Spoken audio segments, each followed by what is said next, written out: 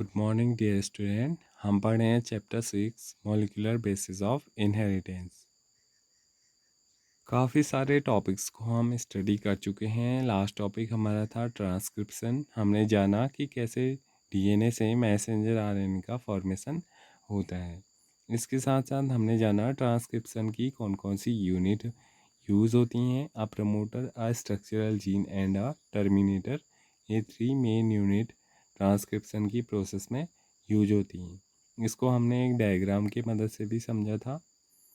आज का टॉपिक है transcription unit and the gene. A gene is defined as a functional unit of inheritance. Gene को structure functional unit बोला जाता है इनहेरिटेंस का, क्योंकि सारे इंफॉर्मेशन जीन के अंदर ही कलेक्ट होते हैं।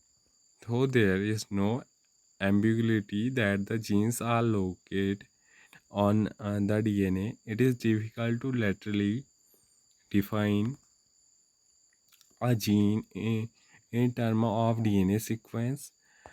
DNA sequence coding for transfer RNA और rRNA molecule also defined as a gene. तो जो DNA sequence हमारा यूज़ होता है कोड करने के लिए ट्रांसफ़र आरएनए और rRNA मॉलिक्यूल को, उसे क्या भी बोला जाता है, उसे जीन भी बोला जाता है। However, by defining a cistron as a segment of DNA coding for a peptide, और सिस्टोन को हम कैसे डिफाइन कर सकते हैं, ये भी एक डीएनए का सेगमेंट है जो कोड करता है किसके लिए, पॉलीपेप्टाइड के लिए। ठीक है। The structural gene in a transcription unit could be said as monocistronic. तो क्या हुआ कि ऐसा यूनिट जो कर रहा है यूज़ ट्रांसक्रिप्शन यूनिट के दौरान डीएनए को, उसे क्या बोलेंगे, मोनोसिस्टोनिक। मोस्टली इन यूकैरियोट्स जितने भी होते हैं उनमें ये दिखाई देता है। पॉलीसिस्टोनिक दिखाई देता है मोस्टली बैक्टीरिया और प्रोकैरियोट्स में।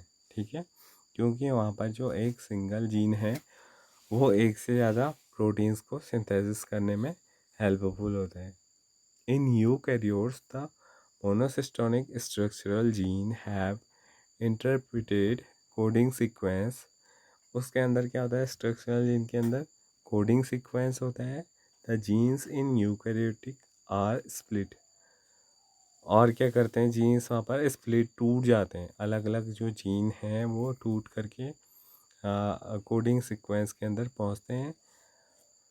द कोडिंग सीक्वेंस और expressed sequence are defined and as exon. तो ऐसा सीक्वेंस जो क्या होने वाला है, जिसकी कोडिंग होने वाली है या फिर जो एक्सप्रेस होने वाला है ट्रांसलेशन के बाद, उसे क्या बोलते हैं, एक्सॉन बोलते हैं। Exon are said to be दो sequence that appear in mature and processed RNA. तो एक्सॉन किन रीजन्स को बोलते हैं, जो अपेयर होते हैं मैच्योर होने के बाद और जो आरएनए में भी प्रेजेंट रहते हैं, उन्हें एक्सॉन बोलते हैं। The exon are interpreted by introns, और इन एक्सॉन्स के बीच में क्या पाए जाते हैं, इंट्रॉन्स पाए जाते हैं। इंट्रॉन्स और intervening sequence do not appear in mature और प्रोसीड आरएनए। तो ये जो इंट्रॉन्स होते हैं, क्योंकि ये इनएक्टिव साइट से होती हैं, तो ये एक्सॉन में से क्या हो जाती हैं, ये अपेयर नहीं होती हैं मैच्योर के अंदर, और इस वजह से ये आरएनए में जाने से पहले ये क्या हो जाती हैं, ये स्प्लिट हो जाती हैं, टूट जाती हैं। The split gene arrangement further complicates the defining definition of gene in term of DNA sequence. तो इसके बाद स्प्लिट होने के बाद जब दोबारा से जीन एक साथ अरेंज हो जाता है जिसमें सारे एक्सॉन आते हैं, तो यहाँ पर डीएनए सेगमेंट के रूप में हम जीन को डिस्क्राइब करने में फिर से क्या होते हैं, थोड़ा सा इधर उधर हो जाते हैं। Inheritance of character is also affected by promoter and regulatory sequence of the structural gene. इसके अलावा इनहेरिटेंस, किसी भी कैरेक्टर का इनहेरिटेंस जो है वो अफेक्टेड होता है, जो प्रमोटर साइड है। और जो रेगुलेटरी सीक्वेंस है जहाँ पर आरएनए का फॉर्मेशन हो रहा है उसके स्ट्रक्चरल जीन पे, इस बात पे भी वो इस बात से भी वो क्या होता है, अफेक्टेड होता है। Hence sometime the regulatory sequence are loosely defined as regulatory genes even though these sequence do not code for any RNA और प्रोटीन। क्योंकि ये कोडॉन भी क्या हो जाते हैं, कभी कभी मैसेंजर आरएनए के साथ चले जाते हैं या फिर ये अटैच हो जाते हैं उस चेन के साथ जो बनाती है आरएनए, लेकिन ये कोई भी आरएनए या प्रोटीन को कोड नहीं करते हैं। ठीक है, अब हम बात करेंगे types of RNA and the process of transcription. 3 types of RNA होता है मेनली, अगर हम बात करें। In bacteria there are 3 types of RNA: messenger RNA, mRNA जिसे बोला जाता है, T RNA, transfer RNA, and rRNA, ribosomal RNA. ठीक है, all this RNA are needed to synthesise a protein in a cell. और किसी भी सेल के अंदर इन 3 टाइप के आरएनए की ज़रूरत होती है प्रोटीन सिंथेसिस की प्रोसेस के लिए। The messenger RNA provide the template. जो मैसेंजर आरएनए होता है वो डीएनए के इंफॉर्मेशन को ले जाने का काम करते हैं। ठीक है, तो ये क्या बनाता है, टेम्पलेट बनाता है। किसी भी मैसेज का टेम्पलेट किसके अंदर होता है, मैसेंजर आरएनए के अंदर होता है। ठीक है, transfer RNA brings amino site and read the genetic code. अब क्या होता है, जब ये मैसेंजर आरएनए पहुंचता है राइबोसोम के अंदर, तो ये क्या करता है, ये टेम्पलेट को पढ़ने का काम करते हैं। जो ट्रांसफर आरएनए होते हैं वो एमिनो एसिड को लाने का और रीड करने का काम करते हैं जेनेटिक कोड को। जैसा मैसेंजर आरएनए में सीक्वेंस होगा डीएनए का, वैसे ही बेस पेयर को लाने का काम कौन करते हैं, ट्रांसफर आरएनए करते हैं। और rRNA play structural and catalytic role during translation. और जो आरआरएनए होता है वो क्या करता है, वो स्ट्रक्चरल, जो नया पॉलीपेप्टाइड चेन बनी है उसके स्ट्रक्चर को, और एक कैटलिक रोल भी वो प्ले करते हैं। There is single DNA dependent RNA polymerase that catalyze transcription of all types of RNA in bacteria. तो डीएनए डिपेंडेंट एक आरएनए पॉलीमरेज है जो कैटलिस्ट करता है ट्रांसक्रिप्शन की प्रोसेस को।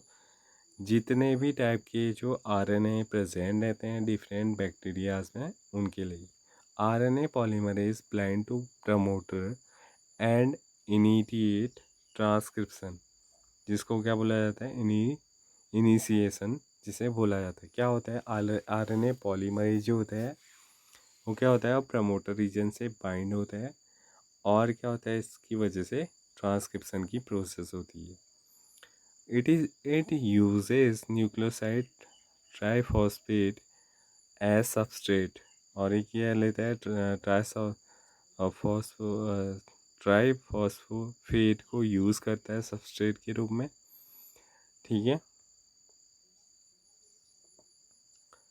तो यहाँ पर आपको डायग्राम की मदद से भी दिखाया गया है कैसे स्टार्ट होती है। सिग्मा जो फैक्टर है आरएनए का, वो प्रमोटर साइट में जा कर के आरएनए की क्या करता है, वो डीएनए को इनिशिएट करने के लिए जुड़ जाता है प्रमोटर साइट से। ठीक है,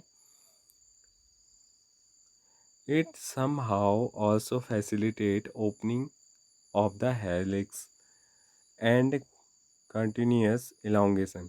ये क्या करने का काम करता है, डीएनए का जो हेलिक्स है उसे ओपन करने का भी काम करते हैं, और जो पॉलीपेप्टाइड चेन बन रही है उसके इलांगेशन में भी ये हेल्प करते हैं।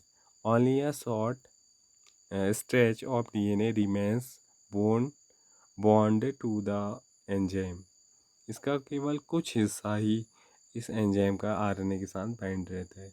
Once the polymerase reaches the terminator region, जब पॉलीमरेज पहुंच जाता है टर्मिनेटर वाले रीजन में, the nearest RNA fall off, जो लास्ट का जो आरएनए होगा वो क्या हो जाता है, फॉल ऑफ हो जाता है।